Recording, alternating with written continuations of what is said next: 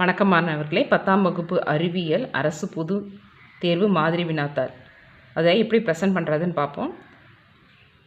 First Rome லெட்டரில் என்ன இருக்குது அப்படின்னா, ஒரு குவி லென்ஸானது மிக சிறிய மெய்பிம்பத்தை முதன்மை குவியத்தில் வைக்கப்பட்டுள்ளது. மின்விளக்கு ஒளியூட்டப்படும் பொழுது குவி லென்ஸானது, இதுக்கு ஆன்சர் வந்து இணை கற்றைகளை உருவாக்கும். இது எப்படி ப்ரெசென்ட் பண்ணணும்னு பார்ப்போம். இப்போ ஃபஸ்ட்டு பகுதி ஆல பார்த்தோம்னா 12 கொஸ்டின்ஸ் இருக்குது. இங்கே பாருங்கள் என்ன எழுதியிருக்காங்கன்னா, room letter 1 first question answer இணை கற்றைகளை உருவாக்கும். ரெண்டாவது மொத்த ஆற்றல் மற்றும் நிலை.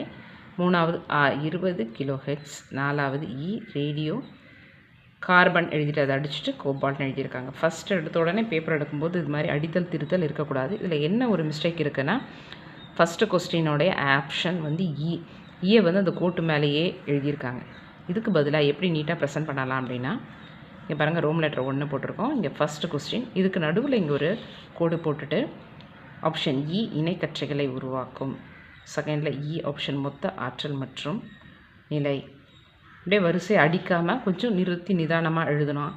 வந்து நமக்கு ஃபஸ்ட் எடுத்த உடனே அடித்தல் திருத்தல் இல்லாமல் இருக்கும் பொழுது அந்த பேப்பரை வேல்யூ பண்ணுறவங்களோட மைண்ட் செட் வந்து நல்லாயிருக்கும். இந்த பேப்பரில் எல்லா இடத்துலையுமே கொஞ்சம் டாப் மோஸ்ட்லேயும் லெஃப்ட் ஹேண்ட் சைடில் இடம் இருக்கும், ரைட் ஹேண்ட் சைட்லேயும் கொஞ்சம் இடம் விட்டுட்டு பாட்டத்துலேயும் கொஞ்சம் இடம் விட்டு எழுதணும். இப்போ பாட்டத்தில் இடம் விட்டு எழுதும்போது என்ன ஆகும் அப்படின்னா, 12 1 மார்க் இருக்குது, 12 1 மார்க்குக்கு 12 மார்க் இங்கே போடும்போது இங்கே கீழே டோட்டல் போடுறதுக்கு வசதியாக இருக்கும். இந்த இடத்துலையும் பார்த்திங்கன்னா டோட்டல் போட்டிருப்பாங்க. இப்போ பேப்பர்ஸை ஒரு டிஸ்ட்ரிக்ட்லேருந்து இன்னொரு டிஸ்ட்ரிக்ட் வேல்யூ பண்ணும்பொழுது இந்த பேப்பரை கட்டும் பொழுது இந்த இடது பக்கமோ வலது பக்கமோ கீழேயோ கொஞ்சம் இடம் விட்டு எழுதும் பொழுது பேப்பர் பண்டலை பேக் பண்ணும்பொழுது பேப்பரில் இருக்கக்கூடிய கடைசி எட்ஜ் வரைக்கும் எழுதாமல் இருந்தோன்னா ஆன்சர்ஸ் எதுவுமே வந்து கசங்காமல் அந்த ஆன்சர்ஸ் வந்து வேஸ்ட் ஆகாமல் இருக்கும். பிரிவு 2 எவையேனும் 7 வினாக்களுக்கு மட்டும் விடையளி.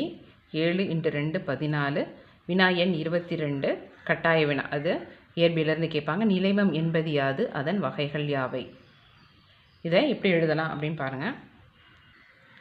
நிலைமம் என்பது என்ன, அது 13வது கொஸ்டின். கொஸ்டின் நம்பர் எழுதியாச்சு. இப்போ அந்த ஹெட்டிங் எழுதாமல் விட்டுருக்காங்க. நிலைமம் அப்படின்றத ஒரு ஹெட்டிங் எழுதிக்கலாம். நிலைமம் 3 வகைப்படும். இப்போ நம்ம கரெக்டாக எழுதியாச்சு, மார்க் போட்டுருவாங்க. அடுத்தது நிறப்பிரிகை என்றால் என்ன, கொஸ்டின் நம்பர் 14 எழுதியாச்சு, கொஸ்டின் நம்பர் எழுதியாச்சு, அதனுடைய ஆன்சர் எழுதிட்டாங்க. 15வது கேள்வி, வேளாண்மை துறையில் கதிரியக்க ரேடியோ ஐசோடோப்புகளின் பயன்கள் ஏதேனும் 2 எழுதுக.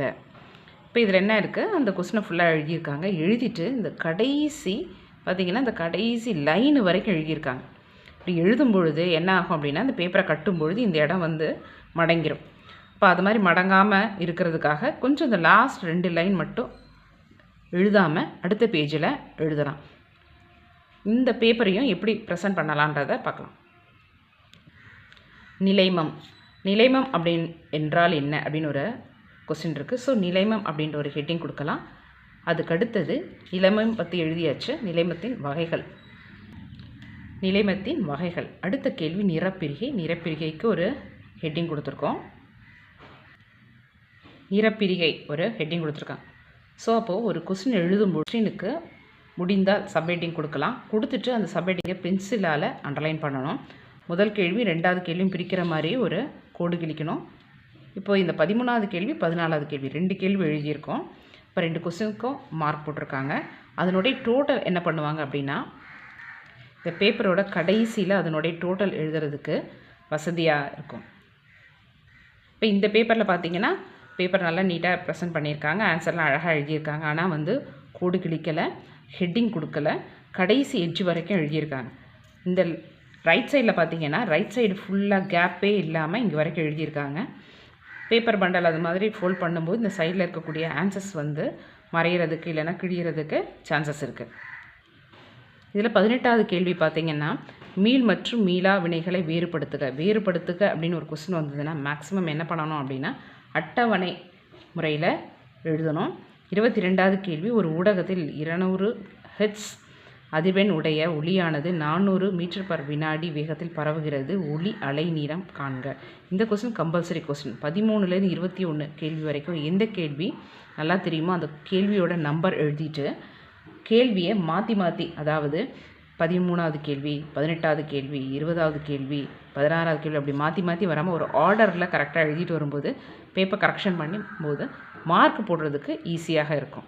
நம்ம எழுதுகிற நமக்கும் இந்த கொஸ்டினாக ஸ்கிப் பண்ணிட்டோமா அப்படின்ற ஒரு டவுட் இல்லாமல் கரெக்டாக எழுதலாம். பகுதி 3 எவையேனும் 7 வினாக்களுக்கு விடையளிக்கவும். வினா எண் 32 கட்டாய வினா. 23லேருந்து 31 வரைக்கும் எந்த கொஸ்டினாலும் சூஸ் பண்ணிக்கலாம். 32வது கொஸ்டின் கட்டாய வினா. இப்போ இந்த கொஸ்டின்ஸ் எல்லாமே எழுதிக்கலாம். எழுதும் பொழுது கொஸ்டினோடக்கு ஒரு கேள்விக்கும் நம்ம என்ன பண்ணணும், ஒரு சப்ஹெட்டிங் எழுதி அந்த பாயிண்ட்ஸ் எல்லாம் இது மாதிரி மார்க் பண்ணி நீட்டாக எழுதலாம். 25வது கேள்வி, இசையரங்கங்களின் மேற்கூரை வளைவாக இருப்பது ஏன்? டாப்ளர் விளைவு நடைபெற முடியாத 2 சூழல்களை கூறுக. 25வது கேள்வியில் 2 கேள்வி இருக்குது. இது 4 மார்க் கொஸ்டின். அப்போ ஒரு கொஸ்டினுக்கும் 2 மார்க். இதுக்கு 2 மார்க், இந்த கொஸ்டினுக்கு 2 மார்க். இப்போ 25வது கேள்வி சூஸ் பண்ணும்போது 25 அப்படின்னு கொஸ்டின் நம்பர் எழுதி இந்த ஆ அப்படின்றத மென்ஷன் பண்ணணும்.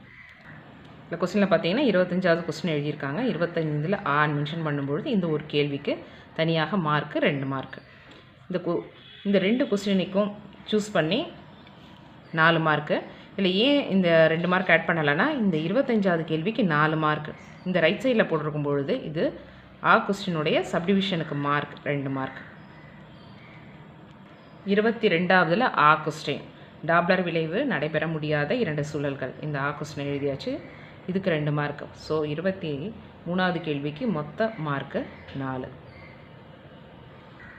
31வது கொஸ்டின், கீழ்காணும் படத்தில் ஏபிசிடி பாகம் குறிக்கவும் அப்படின்னு கொடுத்துருக்காங்க. டயக்ராம் கொடுத்துருக்காங்க. ஏபிசிடி பாகம் குறிச்சிருக்காங்க. இந்த கொஸ்டினுக்கு யூஸ்வலாக 2 மார்க் கொடுப்பாங்க. 4 மார்க்கு இந்த கொஸ்டின் பேப்பரில் கேட்டிருக்காங்க. இது எப்படி ப்ரெசென்ட் பண்ணியிருக்காங்கன்னு பாருங்கள். இந்த கொஸ்டின் படம் வரைஞ்சிருக்காங்க. கொஸ்டின் பேப்பரில் ஏபிசிடின்னு கேட்டிருக்காங்க. ஏபிசிடின்னு எழுதலை, ஏபிசிடின்னு தனியாகவும் எடுத்து எழுதலை, கொஸ்டின் நம்பர் போடலை. இது மாதிரி போடும்பொழுது அவங்களுக்கு மார்க்கு போட மாட்டாங்க. மேக்ஸிமம் இந்த கொஸ்டினை அடிச்சு விடுறதுக்கு நிறைய வாய்ப்புகள் இருக்குது. ஸோ எப்பயுமே நம்ம கொஸ்டின் பேப்பர் எடுக்கும்பொழுது கொஸ்டின் நம்பர் போட்டோமா, கொஸ்டினில் ஏபிசிடின்னு மென்ஷன் பண்ணியிருந்தால் டயக்ராம்லேயும் ஏபிசிடின்னு மென்ஷன் பண்ணி எழுதிட்டு திருப்பி ஏபிசிடி அப்படின்றத எடுத்து எழுதணும். பகுதி 4 அனைத்து வினாக்களுக்கும் விடையளி. 3 × 7 = 21. 33வது கொஸ்டினில் 3 சப்டிவிஷன் கொடுத்துருக்காங்க. அல்லது 2 சப்டிவிஷன் கொடுத்துருக்காங்க. சப்போஸ் நம்ம இந்த ஃபஸ்ட்டு கொஸ்டினை பார்ப்போம். ஜூல் வெப்ப விதி வரையறு. நிக்கல் மற்றும் குரோமியம் கலந்த உலோக கலவை மின்சார வெப்பமேற்றும் சாதனமாக பயன்படுத்தப்படுவது ஏன்? ஒரு மின் உருகு இழை எவ்வாறு மின்சாதனங்களை பாதுகாக்கிறது? மொத்தம் 3 கொஸ்டின் கேட்டிருக்காங்க. ஃபஸ்ட்டு கொஸ்டினுக்கு 2 மார்க், 2வது கொஸ்டினுக்கு 2 மார்க், இந்த கொஸ்டினுக்கு 3 மார்க், மொத்தம் 7 மார்க். இதில் 2 இதில் 1 அப்படின்னு எழுதவே கூடாது. சூஸ் பண்ணால் இந்த கொஸ்டினையும் சூஸ் பண்ணி எழுதணும். இந்த கொஸ்டினை எப்படி எழுதலான்னு பார்ப்போம். 33வது கொஸ்டின், ஜூல் வெப்ப விதி வரையறு. அந்த விதி எழுதிடுறாங்க. இந்த சமன்பாடு எழுதியிருக்காங்க. 2 மார்க் கொஸ்டினா இவ்வளோ போதும். சப்போஸ் இதே 4 மார்க்கில் கேட்டிருந்தாங்க அப்படின்னா இந்த சிம்பிள்ஸ் எதை குறிக்குது? ஹெச் வெப்பம், ஐ மின்னோட்டம், ஆர் மின்தடை, டி காலம் அப்படின்றத இங்கே கீழே எடுத்து எழுதணும். 2 மார்க் கொஸ்டினில் அப்படி எடுத்து எழுதணும்னா மார்க் குறையிறதுக்கு வாய்ப்பு இல்லை. ஜூல் வெப்ப விதிக்கு 2 மார்க். ஆன் சப்டிவிஷன் எழுதுனா போதும். ஆனால் ஏன் அப்படின்னு கேள்விலாம் எழுதணுன்ற அவசியம் கிடையாது. கலராக பேனா யூஸ் பண்ணக்கூடாது. வெறுமனையாக ஒரே ஒரு கலர், ப்ளூ கலர் மட்டும்தான் யூஸ் பண்ணணும். இப்போ இந்த கொஸ்டின்ஸ்க்கு பாயிண்டாக எழுதணும் அப்படின்னா அதுக்கு மார்க்கு கிடைக்கும். அப்படின்னும் போது சப்டிவிஷன் எழுதி அதனுடைய பாயிண்ட்ஸை ஃபுல்லாக எழுதணும்.